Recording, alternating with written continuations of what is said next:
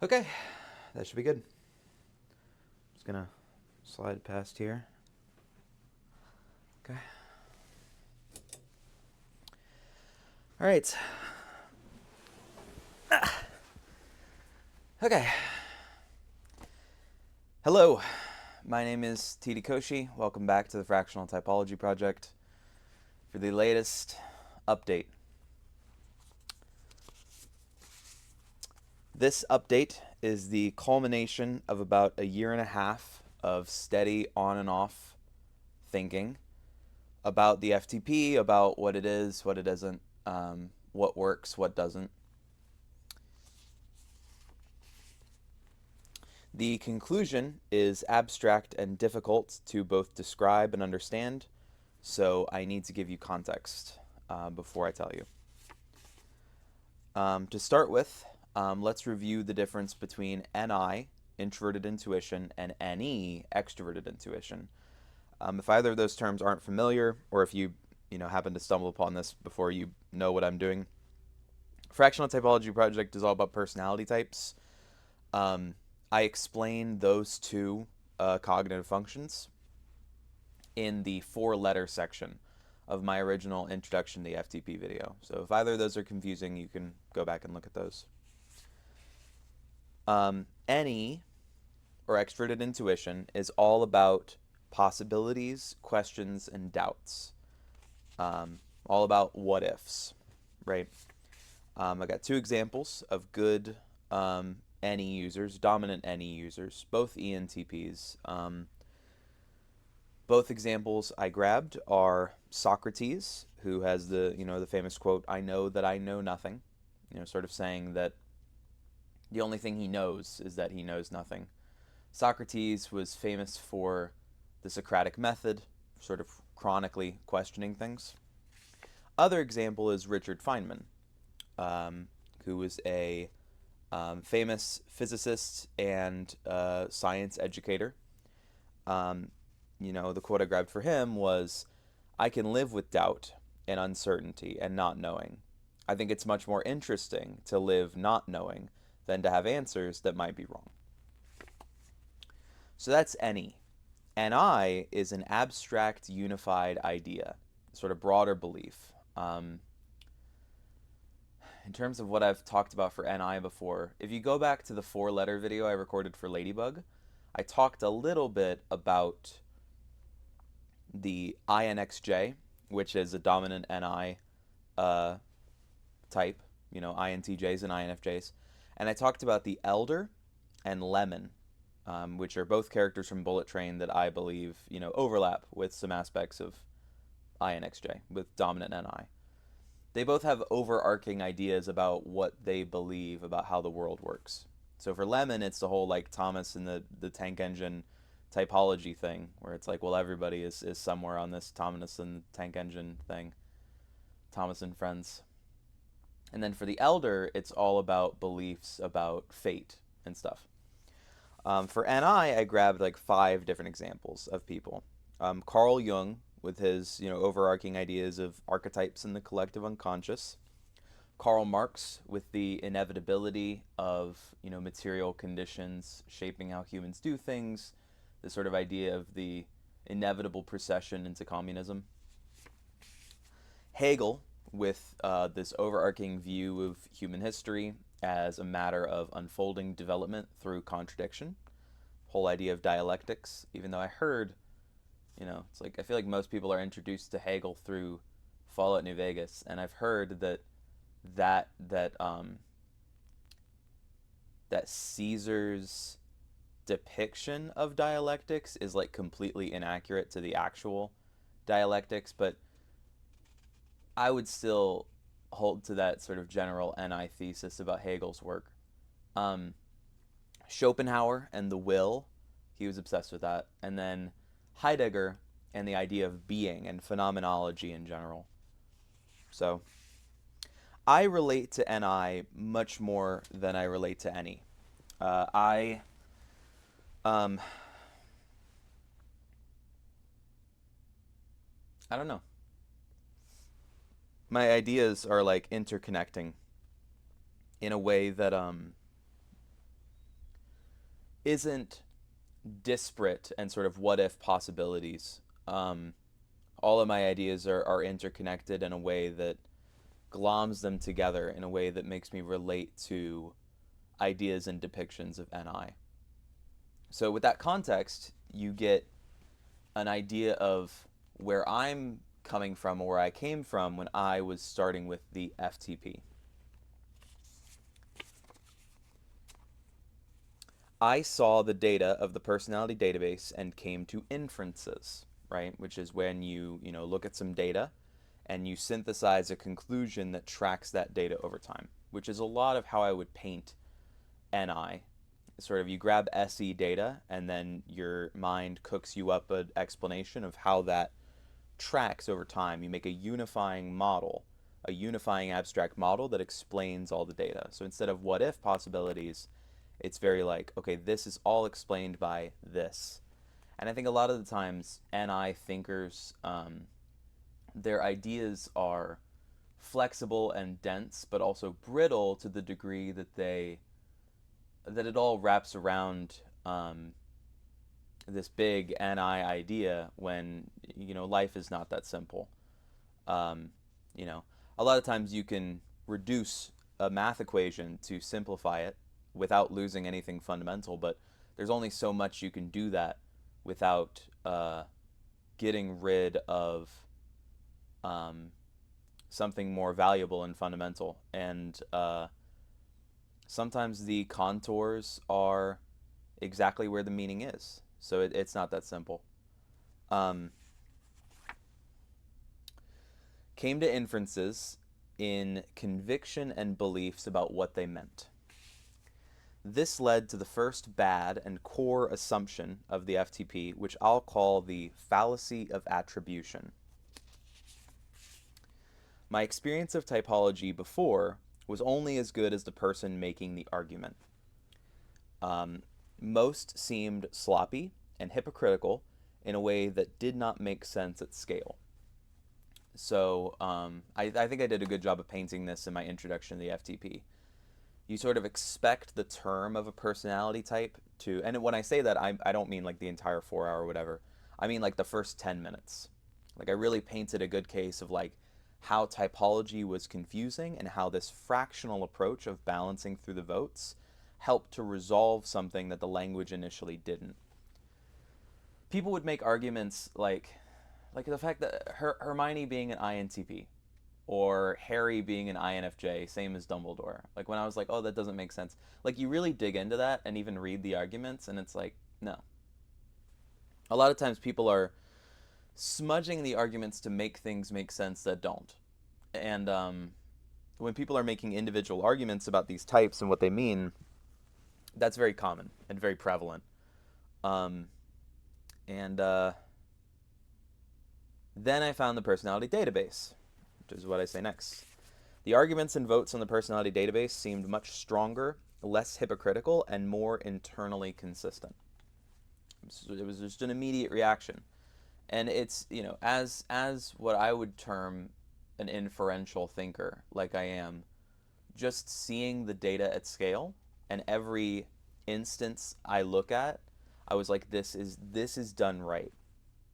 I look up an ENFP, and the characters, if they're not, vaguely pragmatically ENFP, they make sense that they would be interpreted as such. And it formed a texture over time that I could see and feel, and I was like, this is doing something. And so it developed this ideal that I could figure out what it was doing and make it work from there. This gave me the fantasy that the problem of typology was attribution error. Types were intrinsically meaningful and true to some degree, and it was just a matter of applying the right types to the right examples. Gold tier examples with above 80% in one vote and no 5% alternatives could educate the language, which would then be properly applied by me. This was the FTP's original goal, the proper use and refinement of typological language applied to media. Basically, I thought, okay, The fact that Hermione has a billion votes for One Wing 2 means that there's something real about One Wing 2, and Hermione is an example of it. Something evoking the kind of archetype that Carl Jung would lean on. And therefore, we can use that as an example to educate a proper understanding of One Wing 2. Then we just have to watch media and properly align who is who. That types, that there's something to them, and that you just needed the know-how to fit the right types to the right examples. Because sometimes the community nailed it, and sometimes a bad vote got stuck on early, and they didn't really get it. And so I thought the fractional typology project would be, a two-way thing. Either that was right, and I could like figure out what types go with what characters, and I could apply it that way, or that through the process I would discover what was wrong about types and then refine types because types seemed intrinsically true based on the votes, based off of that kind of conviction. And so I said to myself, okay, just figure out the degree to which they're wrong, refine that extra bit, and you have a great map. Because already there was something very interesting, very meaningful about the map that was already there, and it just needed refinement. And that was my initial goal. I no longer believe in the core of attribution error. I believe a different set of factors better describes the seeming fit of these typological labels to their lived examples. The first factor is the communal flanderization of personality types. So if you don't know what flanderization is, flanderization was named after Ned Flanders. It's a thing from The Simpsons. It's not really from The Simpsons, but you know how people are like really dogging the writing of The Simpsons? I don't know if you know that. Like The Simpsons has been going on forever. It's got a billion seasons. And initially it was great. But there's this sort of communal consensus, at least from what I've watched in random YouTube video essays online, that the quality of The Simpsons is declining or has very much declined over time. And one of the things with this is that Ned Flanders, and this is not in any way core to the decline of The Simpsons, this is just a thing to sort of note it after that, just in context with it. Um, Ned Flanders was more normal when the show started, and his traits that he was sort of parodied for became exaggerated over time.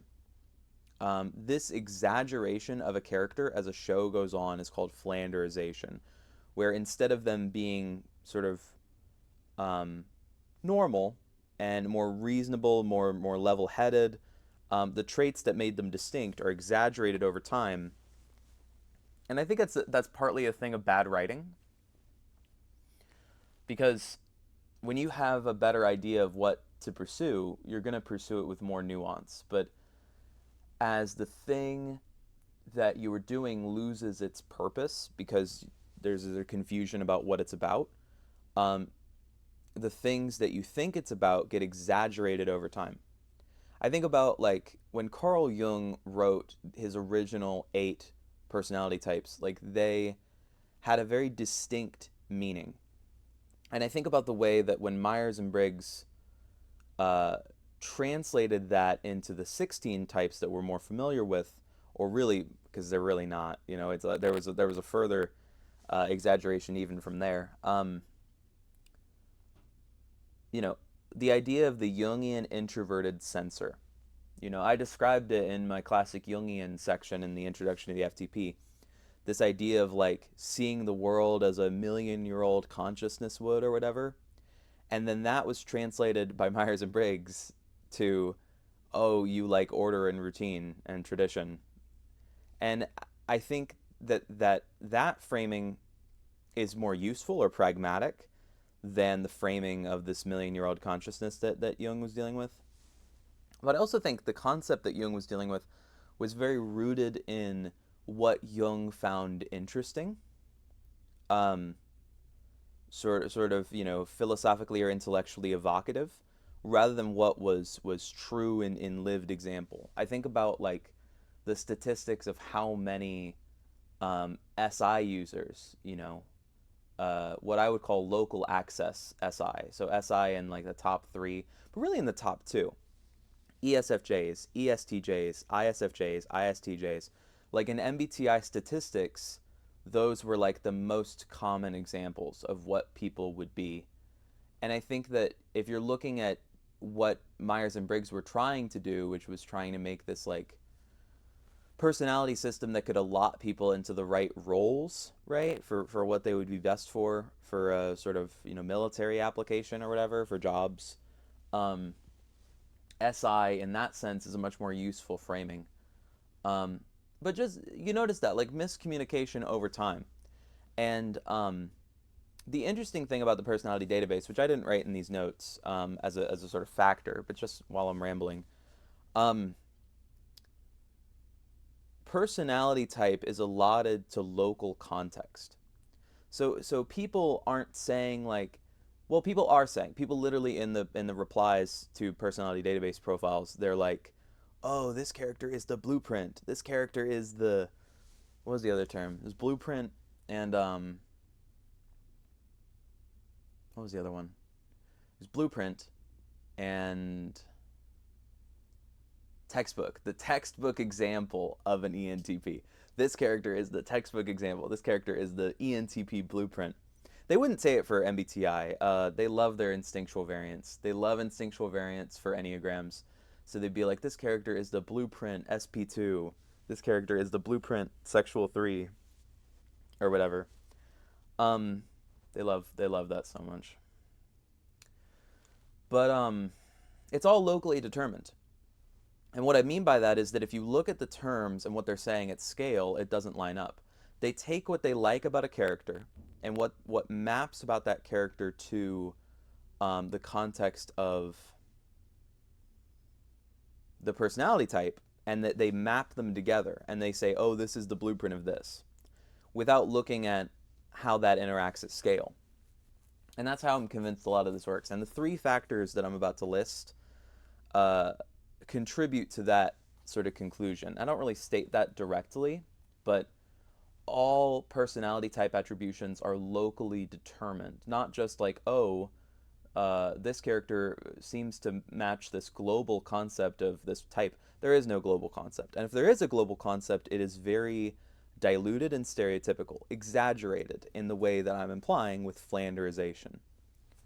So the first factor is the communal Flanderization of personality types, where the label is applied based on how a character complies with a Flanderized type's surface level traits. So for example, ENTPs are funny. ENTPs are funny jokesters. This character is a funny jokester, therefore ENTP. And there's a lot that goes into the idea of ENTP, but um, all you need is that sort of Flanderized understanding, and then you could just snap it on. And I think that's what they do a lot of the time. Another factor is the cherry picking of traits of a type, only picking the ones where a character aligns with the traits, ignoring the rest. So, before I get into the example, types are complicated. You know, for example, if we take a four-letter type, right? What are all the parts of a four-letter type? So you have the orientation of the judging and perceiving functions. So either, the judging and the two judgings at the top and bottom, or the perceiving in the middle, or the perceiving at the top and bottom and the judging in the middle. Then there's introversion versus extroversion and how that alternates the stack. There's how you slot in the feeling, thinking, sensing, intuition, and then how that affects things based off of the degree to which it's used. And then there's a bunch of side concepts, like are they in a grip? Are they in a dominant tertiary loop? There's even the concept of the jumper, which is that's like a socionics concept that, flirted with a bit by objective personality, and Dave and Shannon stuff. Um, uh, Objective personality. But and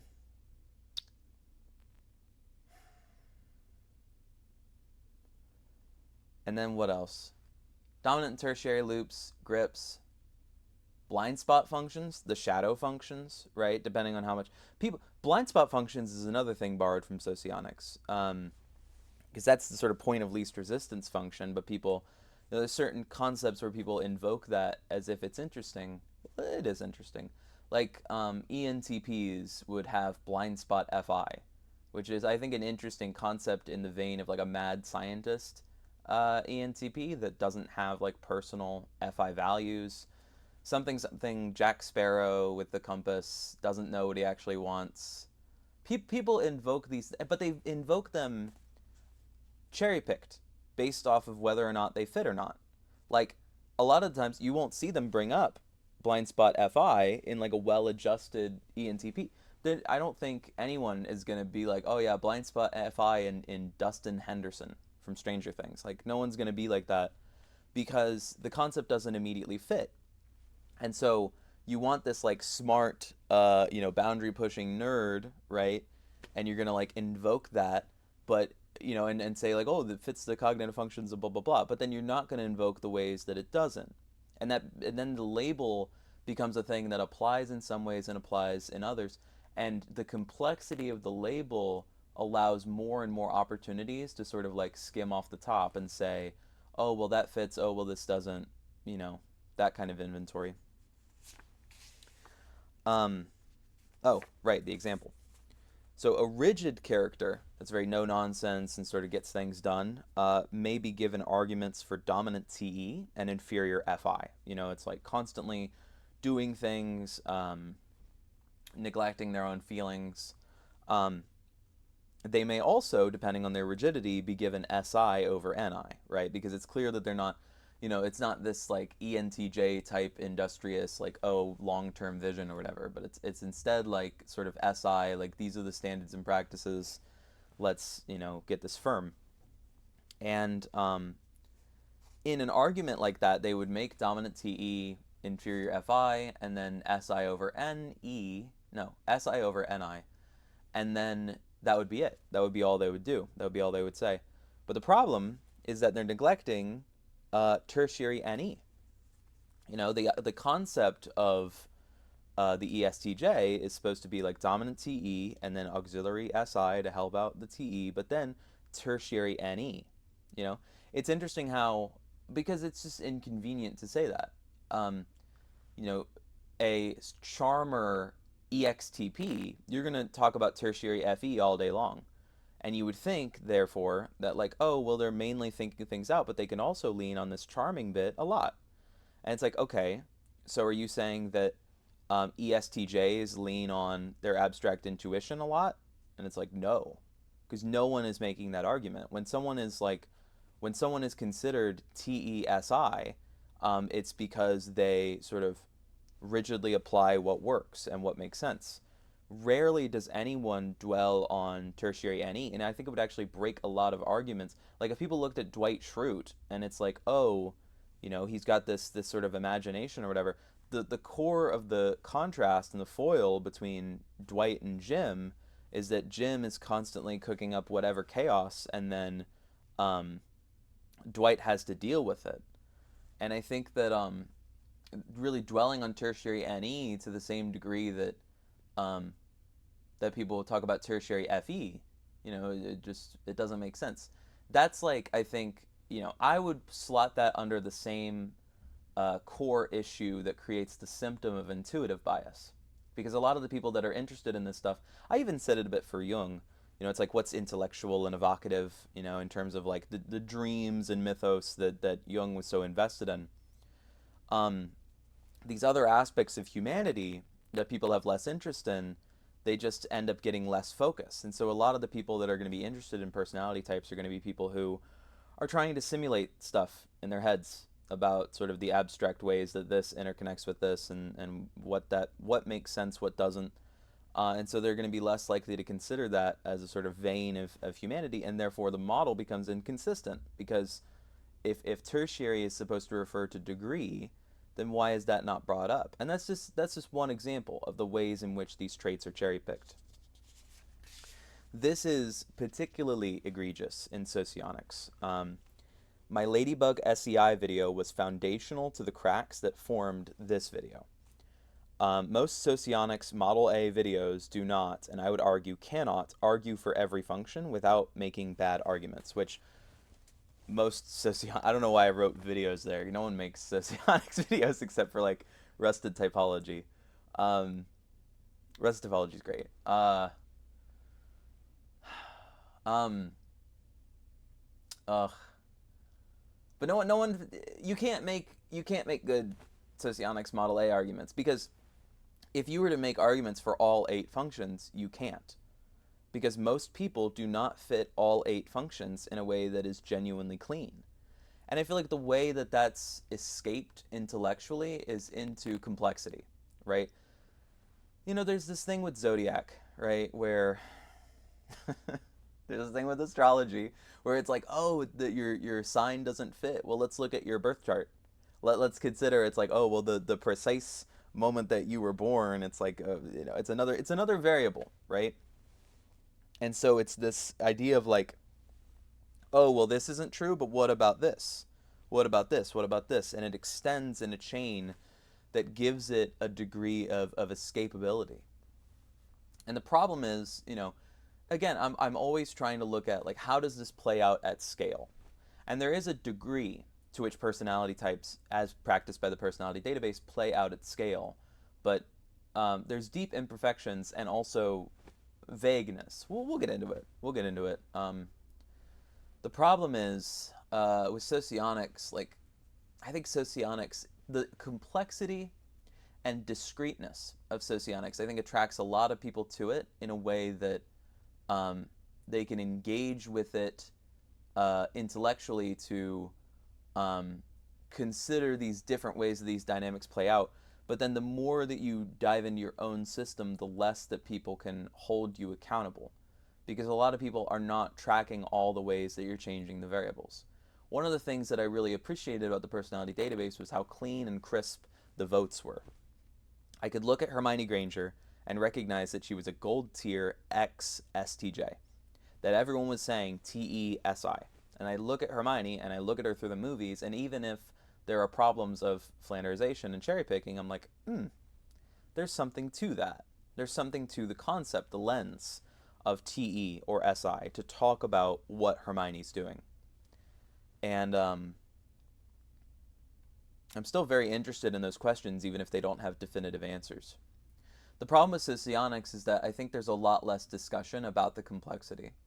I think that it's one of those things that gets very deeply cherry picked because most people just talk about the things that I talked about in my SEI video on Ladybug, which was the base function, the creative function, and the vulnerable function, 1, 2, and 4. And everything else is only evoked when it's relevant, which is not often. And frequently to invoke it when it's not relevant would be to incite contradiction, because the things that you think would line up don't really line up. It always comes back to mind. Oh my god, I forget their name. I want to say Kenma, but that might be wrong. It's this character from Haikyuu, and I remember seeing an argument for them that I thought was really interesting. So Socionics Model A, the functions work in chains. So 1, 3, 5, and 7, and then 2, 2, 4, 6, and 8. And so all you need is one function from either chain, and you have a whole type. So someone made I don't think it's Kenma. Might be Kenma. Might be Tenma. I don't even remember. It's this very emotionally dry uh, guy that tries to predict everything. Blonde hair.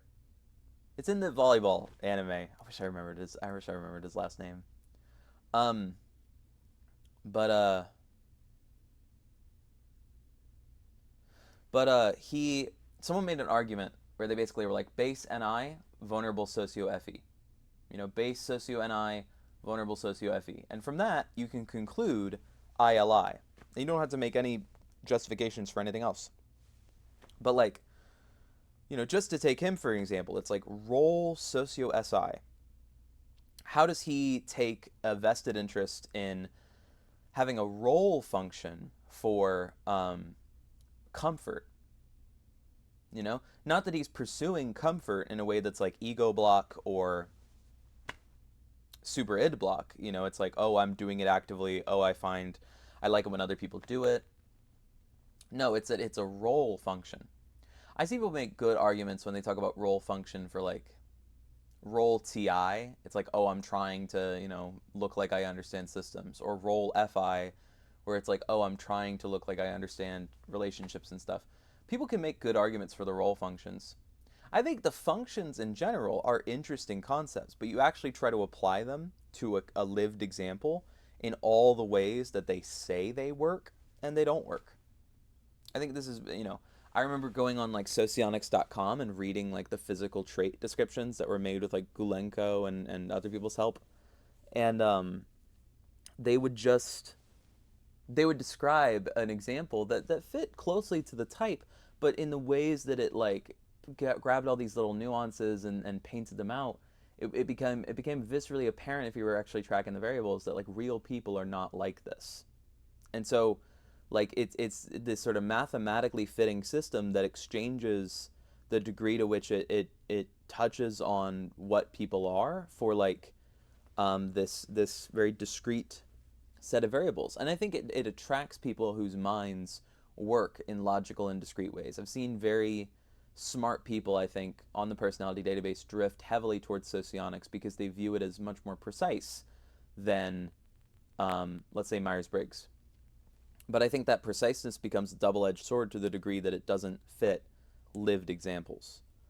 And socionics, I think, is egregious to the degree that it cherry picks. Like I could not make a proper argument for Ladybug on any type that properly aligned all of the 8 functions to the lived, you know, reality of what Brad Pitt was expressing with that character. And I think that plays out in a lot of examples. So, yeah.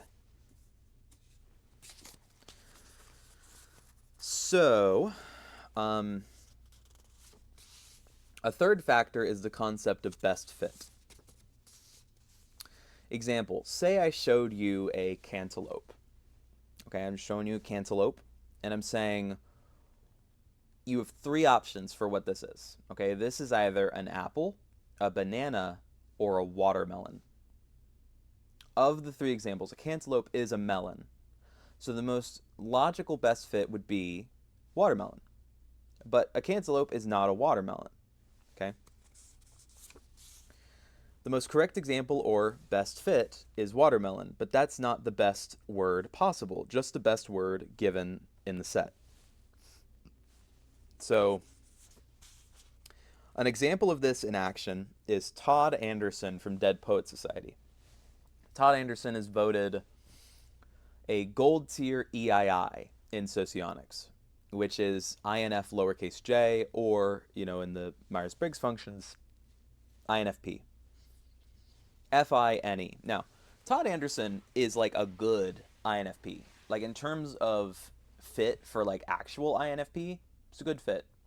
He's a good fit for like a classic Jungian introverted feeler too. This concept of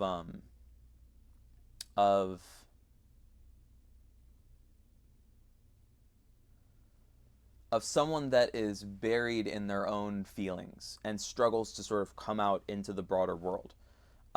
Buried in his head, buried in his feelings, and introverted, which I believe I say here. Yeah, he is clearly stereotypically introverted and centered on his feelings and stuck in his head. That gives you INFX. INFX. So it's introverted, intuitive, feeling, and then the last one is X, little x, like to say not whatever, undecided. INFJ or INFP. Okay, if we talk about the socionics INFJ, the IEI, okay, which is INF lowercase p in socionics, the introverts are flipped, P and J from the Myers-Briggs. The extroverts are normal. And there's a more complex reason for that, but I won't get into it. Basically, the first function is a perceiving function or a judging function, and that's what determines the small p or j. Whatever. So, so, God, what was I saying? Uh, so, in terms of feeling, right? There's socio-FE with an IEI, which is evoking emotions in others. That is the opposite of what Todd Anderson is. Todd Anderson does not want to evoke emotions in others.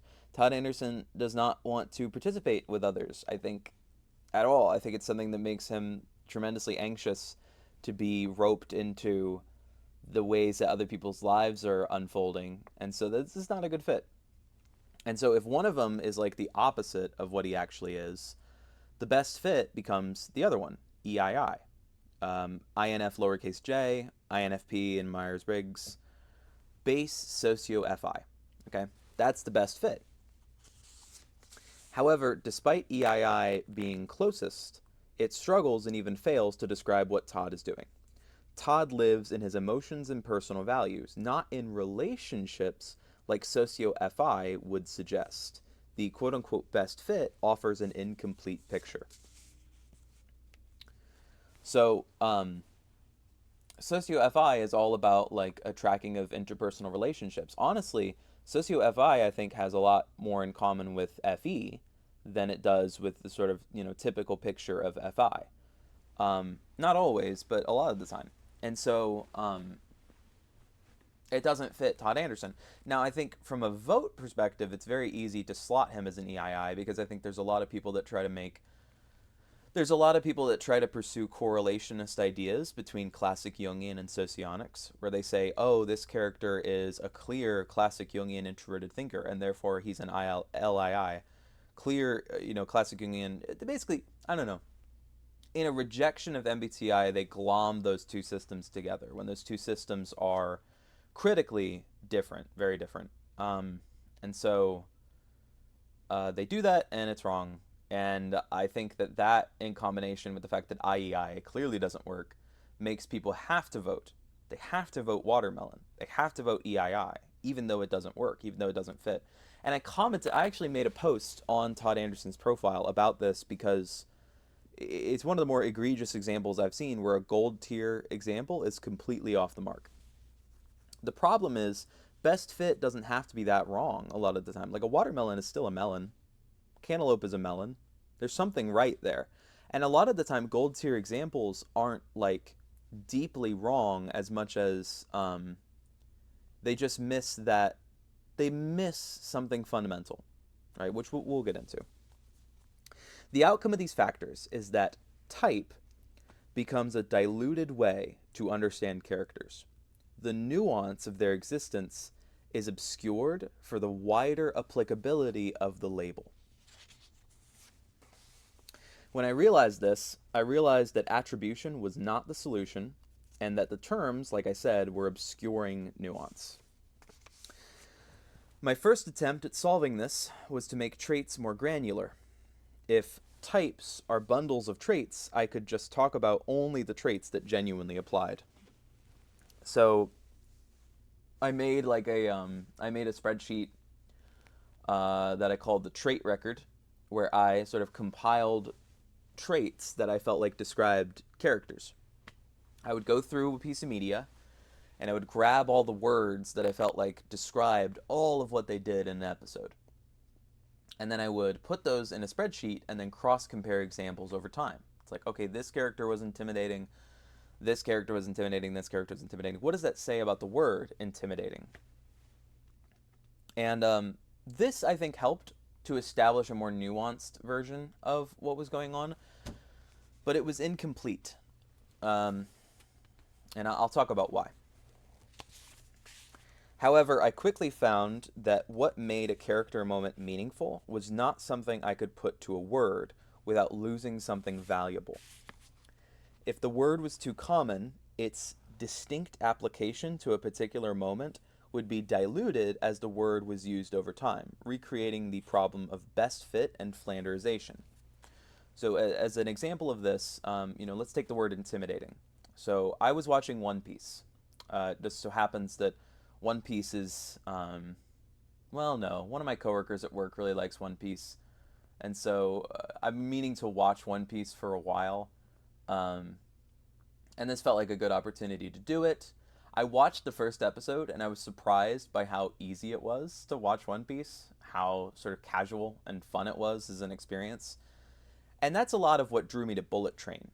For me to watch Bullet Train over and over, analyzing it the way I did, it had to be a movie that I genuinely enjoyed. I do think Bullet Train is very good and very underrated. If you haven't seen Bullet Train, I recommend it. It's a good movie. Um, it's snappy, it's fun, it's neon, it's just a good time. It's a good time of a movie. And I needed it to be for me to sort of watch it over and over obsessively. Um, One Piece was similar, and I experimented with watching other things too. I watched the first episode of Dragon Prince, the Dragon Prince, championed by the head writer of Avatar: The Last Airbender. I love Avatar: The Last Airbender, so I thought, this is gonna be great. I didn't like it. I didn't like the first episode for writing reasons. For writing reasons, I liked the animation. I liked the setting. I didn't like the writing, and I could talk about it, but I wanted to talk. I wanted to analyze something um, that I felt like I could get into. And Dragon Prince did not get me. I also watched the first episode of Shaolin Showdown. I loved that show as a kid. The writing is very humor influenced in a way that is not diegetic, is not textual. You have to frequently go metatextual to make it make sense. And because of that, I didn't. That wasn't a thing that I wanted to grab onto either. Um, we'll get into those later. We'll get into what I'm going to do with those later, though, in this video. Those and others.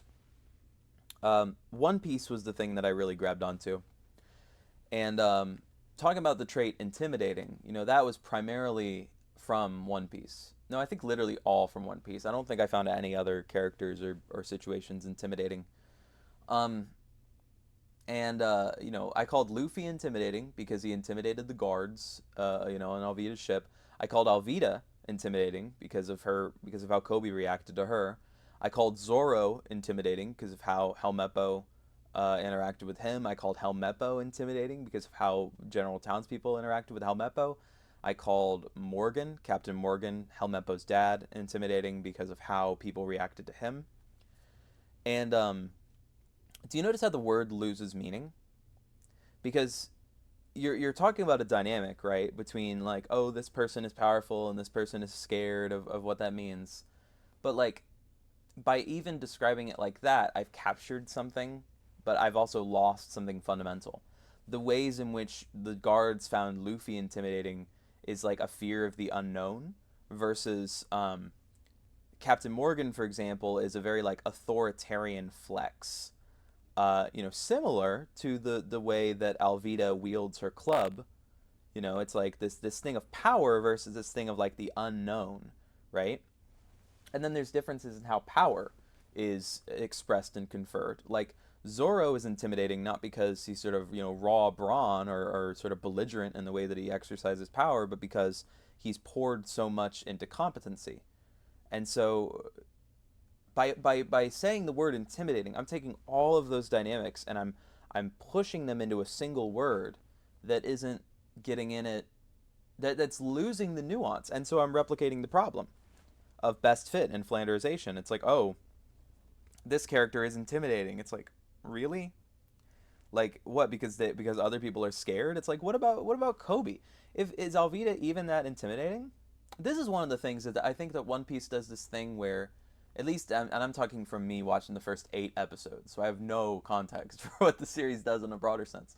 But One Piece does this thing where a character is presented as intimidating initially to sort of be a challenge for Luffy, and then the character is then completely made into a joke by what Luffy ends up doing, and so, you know, it's clear that like this is a small fry, and I think what happens over time probably is that the scale of the threat and the degree to which they pose a legitimate challenge scales over time. But I still think there's a lot of that dynamic, especially in these early episodes. Literally the first 8 episodes. I have no context. Um, and so, I'm diluting it. I'm diluting the dynamic by saying, like, oh, it's intimidating. Because intimidating, that's just me talking about the role of intimidation in the first 8 episodes of One Piece. Not even talking about, it's like, what about all of the episodes at scale? and all the other ways that intimidation is represented in both Western and Eastern media, to the degree that those are represented in the sample of media that I end up covering.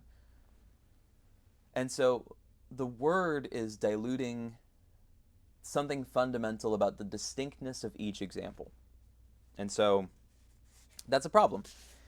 If the word was too unique, it would become self-referential, failing to say much about the moment other than motioning to its own existence. So, did I bring up the beginner's guide with Davey Reedon? I can't even remember if I brought that up. Um, that's one of my main inspirations for, and that is a thing that I'm going to be covering in this project. Um, One thing I'm not going to be covering, at least I don't think I'm going to be covering, is Jonathan Blow's The Witness, which is another work that I thought about a lot when I was thinking about the FTP and its implications. And when I think about Jonathan Blow's The Witness, I think there's a lot of interesting things there, but I don't think of it in a sort of like reverent way of like, oh, this is right, this is true, this is real, which I think is what the witness believed about itself, and what the witness was really trying to get in at was, to quote the one of the audio logs from the caves, that trying to get into the capital T truth. It's like the real one. And what was I gonna say? Oh, the game is very invested in Zen thought, which is an encapsulatory thing. The game horseshoes between um, the objective, disparate, and scientific view, and a very overarching self-referential sense of Zen or oneness. And the game, I really mean horseshoe, because those are opposing ends of a spectrum that sort of come together in the way that the game tries to play it. And to the way that the game, like, one of the initial puzzles in the sort of color segregation, where you're separating the white and the black in the initial tutorial area, like after you get outside of the gate, there's a little voice log tucked underneath there that talks about um, the guiding ideas of Eastern mysticism, in contrast to the categories inspired from Aristotle of a sort of Western scientific view. And it talks about maintaining the tension that arrives from both those extremes. And I think the game is very invested in that. I think that it's telling that you literally come outside of the tutorial area, follow the path, and go literally straight, and that's the first audio log you run into. And it's hidden, but it's still the first thing. When I look at The Witness and I think about my experience with The Witness, playing it for however many hours I did, that is one of the core ideas that it was very invested in, was that dynamic. The problem, in my view, is that doesn't say anything. Like, if you're talking about like the Zen oneness of ideas and how all of it interconnects or whatever, you're not saying a thing. You're just like motioning at the way that the world is without saying anything. You're like, oh, we're all one. It's like, well, to what degree are we all one? And it's like, oh no, you're missing the point. It's like, well, you have created this sort of invasive mind virus to say that is the point of all points. And then you're not admitting that own metatextual framing, because it now holds a kind of reverent, sacred, religious type expression for, like, oh, that is the truth. That is the truth. And it's like, you don't know that. What if the truth is some like Hitchhiker's Guide to the Galaxy, Douglas McAdams, I think is it? What if it's some absurdity? What if it's some, it's like this idea of like oneness as a, it basks in its own self-referentiality. And I think that names function in this way. It's like you think about Spirited Away and the power of a name. The fact that like Chihiro gets her name taken away, and that therefore she is like stuck in this thing, to the degree that we associate finding out something truly with this understanding of identity. Um, it's names are very powerful that way, but a name is something that is just a convenient handle for someone else to grip us. It itself is a communal thing, and I think that Zen takes the massiveness of experience and wraps it all up in a way that doesn't help to clarify and to help you genuinely understand the differences between things. It's this sort of leftover residue of encountering something bigger than yourself that doesn't help to clarify what it actually is. And so it's too easy and doesn't tell you enough to say it is what it is. It's like, well, Zoro is Zoro and Luffy is Luffy, you know? Cuz like you're right, but then you're not saying anything. It's this sort of ultimate reduction of what it means to participate in understanding the dynamics, to just say like, oh, things are what they are, and then that, because that is the most descriptive thing, but it's also the least descriptive. It's like to invoke Syndrome from The Incredibles. It's like when everyone's super, no one will be.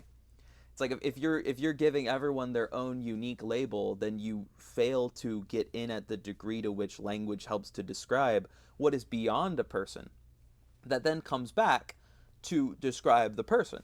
It's like you go Joseph Campbell or whatever, you do hero's journey, you go through into the unknown world, you grab a thing, you come out changed or whatever, the Dan Harmon story circle. And if you're just saying like, oh, a person is a person, Luffy is Luffy, Zoro is Zoro, you're not saying anything. And so um I think that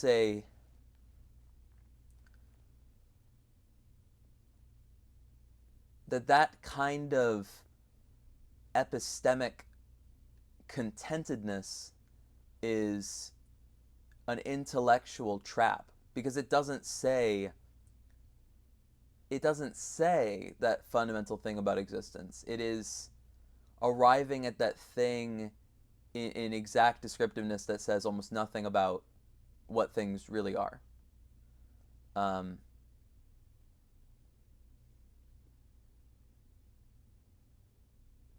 it's like the one thing you can't call things is the center, because that doesn't work. You're not describing anything at that point. I don't know. It's interesting. Okay. There is something ineffable to much of life, then. And this language problem I would call the problem of ineffability. Description is inherently simulation via words. I can only asymptotically approach the subject, simulating it without ever reaching it. And this is the interesting thing. You know how like inside of a tornado, the eye of a tornado is like the calmest spot. If you were to just say, well, I am TD Koshi, it's like you're saying nothing at that point. But to approach saying it with all these other words is to sort of circle what is ineffable, that then gets tied to the label of TD Koshi. Again, the name is just a convenient handle to grip onto, but it's what you can say about it that is the much harder thing, and the asymptotic thing. When I say asymptote, or when I'm not saying asymptote, when I say asymptotically, I'm referring to the mathematical concept of an asymptote.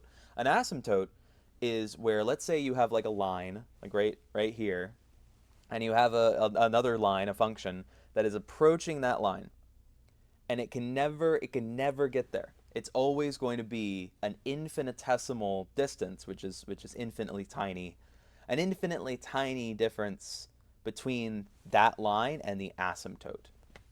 And so the degree to which we can talk about the truth is a similar thing. The truth is incomprehensible to us, because we can only talk in words and thoughts, which are inherent simulations of neurons that can never get at the infinitesimal complexity of our universe. Everything is some sort of pragmatic grip. When I call this an index card, this is a collection of paper that it has certain properties, it has certain physics, but all of that is a simulation. I can't even hold this in my brain in a way that is like a true grip to what it is, because the degree to which I have imagination is itself a simulation. Like, um, when people talk about, it's like if you're an artist and you sketch things, there's a certain like understanding that you have of form, but it's not really an understanding of form. It's a simulation of form that is a translation between what presents in reality to the degree that you can perceive it, and how you would then represent that with a pencil in terms of shape and form and structure. And so it's not a thing that you can just like easily do that way. It's not real, you know? And different people hold different aspects with like more of a degree of like physicality. But ultimately anything that we think is simulation. And then describing things is simulation on simulation. Like that's where I would invoke the beginner's guide. You know, Innuendo Studios made a video about the beginner's guide about like if I were to say the word tree, you would envision a certain tree. And maybe it's an imaginary concept, maybe it's a fictional one, maybe it's literally the tree in your backyard, but it's not a tree because it's not real either. It's like, oh, but that tree, I know where that tree is. It's like, well, that's not that tree anymore. Like, to not be pedantic, because this isn't pedantry. Like, it's a ship of Theseus. You know, it's like you think you know that tree, but that tree has changed. Even in an infinitesimal degree, it is still an infinite degree to which that tree has changed. You could never measure the degree to which something has changed without you looking at it. The degree to which all of like the quantum foam underneath existence has frothed versus what you think you perceive when you look at it. Um, and so all of what we do with language is a pragmatic simulation to attempt to describe something we fundamentally cannot understand. That's what I mean when I say description is inherently simulation with words. We can only approach the truth without gripping it, because even to the degree that we can grip things pragmatically with a kind of certainty, we never can pass a degree that our brains as simulation engines can allow us to understand what things are and aren't.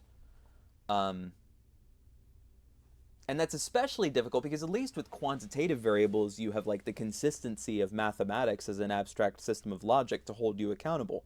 When you're doing something qualitative like the soft sciences or talking about psychology, media analysis, philosophy, whatever, you don't even have that. You don't even have that anchor. And so when I call Luffy intimidating, you know, it's like, no, he's a dork. You know, it's like you're not even gonna get that. You're not even gonna get that. And so all you can do is approach it. And I think that's what I wrote next. So the only thing we can do is attempt to pursue a better and better answer. The only thing I can do is attempt to approach that asymptote. Personality types are not inherently or intrinsically true. They are conceptual lenses, sometimes true and sometimes misleading. They need vetted. I've interacted with personality types for, oh God, honestly, probably 15 years at this point. Like I got into them like in middle school, you know, looking at like IDR Labs, you know, and Bill Hicks and George Carlin. I feel like I already talked about that in the introduction to FTP, but whatever. Um, I in the degree to which I came to the FTP and developed a mapping of how these personality types work at scale, which is what I painted in the introduction to the FTP, what I would call now the introductory inferential model, which is just a fancy way of saying it was my first shot at trying to make this stuff make sense. I told people what types I felt fit them. And people's reactions are interesting because to some degree, usually people reacted in a way where they felt seen for the ineffability inside of them, because a label could not encapsulate them, but it could strike like a mallet striking a bell at something inside a person that was true, ineffably true, in a way that could never be fully described, only asymptotically approached. And to that degree, personality types are not true. They're just interesting. They're just interesting lenses for talking about what is true, which is something we can never talk about because it's only a thing that we can approach. We can never truly understand why we do the things that we do. I was watching Alex O'Connor talk to Hank Green about the concept of free will, and Alex said something very interesting about the split brain and the corpus callosum. Um, and it was basically that, you know, the right brain will do something, and the left brain, which I believe is the thing that actually has access to speech, would rationalize why the right brain did a thing. It's like, oh, why did you do this? Oh, I wanted this, or oh, I was going to do this. And so a reason is summoned up out of nothing. Um, and, as a matter of rationalization, just making a thing up. And I wonder how much the degree to which we do anything. And that was I think what Alex O'Connor was hinting at, was like this idea of like of why we think we did what we did. It's like the fundamentals of choice, what drives us to do the things that we do. Um, to what degree we can ever really understand that, or how much our brains sort of tell us what we think the answer is without any kind of certainty. And I don't know. I think that's interesting. That there's something very interesting there about why people make the choices that they do, what we should do. I don't know. But personality types are, at least in the way that I have learned them from the personality database in the introductory inferential model or whatever, um, they've left me with a very interesting map uh, for why people do what they do. And it's a map that I think needs vetted. Because I definitely wouldn't take the degree to which these things are concepts and push it to merely the Barnum effect. I don't know. I actually don't think any of it is properly described by the Barnum effect. I think that's far too cynical of a read, and it doesn't actually interact with the way that the labels do and don't get in at the truth that people live. Um, that's just my evaluation from interacting with this stuff. But the degree to which any of it is or isn't true is like I mean, it's a no man's land. It's an inherently qualitative thing that I don't think you can in any way easily prove. Um, it's only a thing you can circle and orbit and just try to talk about. Um, so when I think of personality types, I think of them now as like, I don't know, a bunch of interesting lenses. Like I have a little toolbox of little stuff that I can put on and be like, oh, that's red. What is red? Hmm. And it's not a thing that like I can actually get in at in any like firm sense.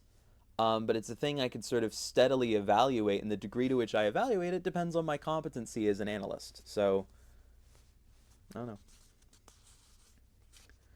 The real enduring truth lies in expression, in expression, in the way that people are, in the way that characters are presented. It's in that, in ineffable moments, that description can only asymptotically approach. To the degree that I make videos about types or traits is to the degree that I trade the ineffable meaning of life for an insufficient label. And I think that drove me crazy about the Ladybug videos, because I was really experimenting with like, okay, this would be a scalable format. I take a character, I make a video per personality type, I can scale that out over time, come out with a lot of interesting things to say about personality types. And ironically, I don't really care about personality types at this point because that's not where the truth is.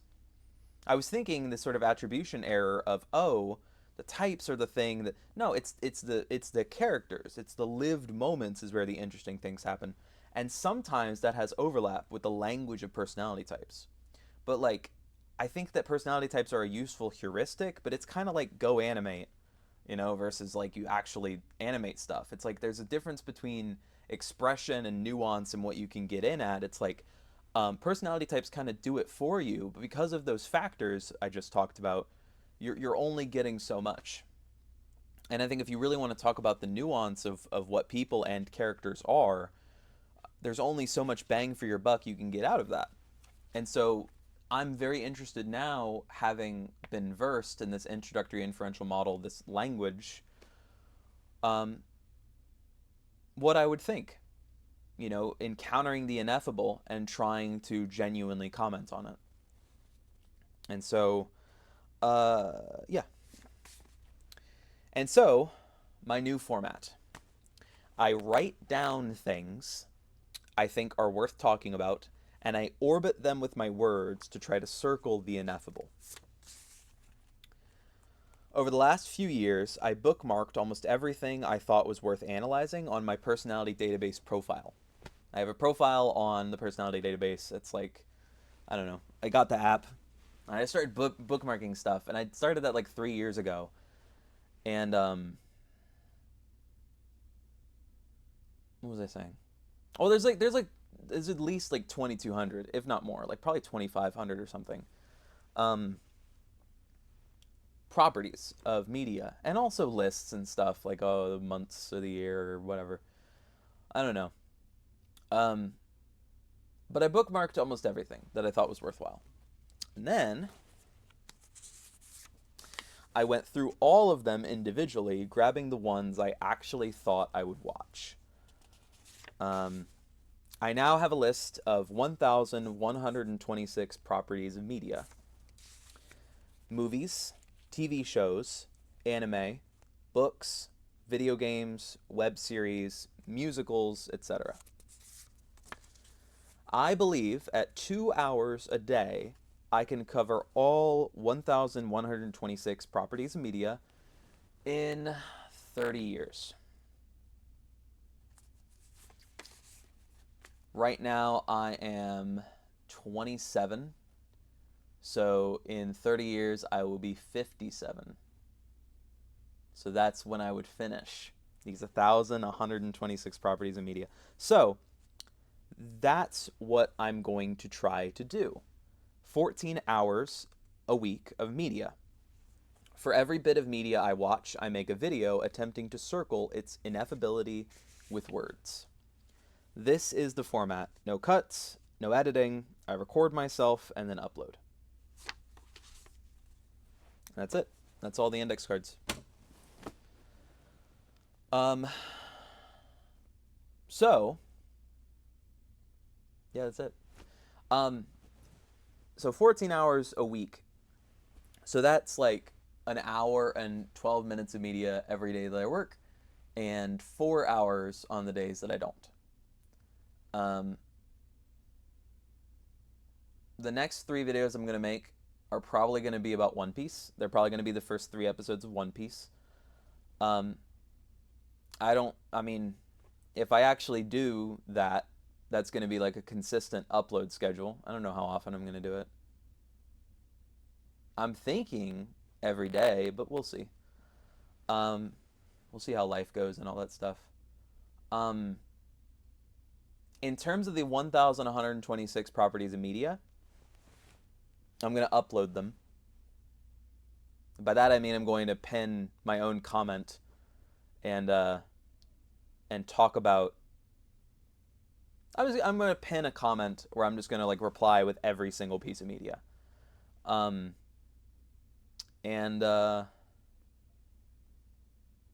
I don't know. That's going to be my course for the next 30 years. My goal is that, I do whatever I feel like. So if I'm like, oh, I want to watch One Piece, then I watch One Piece.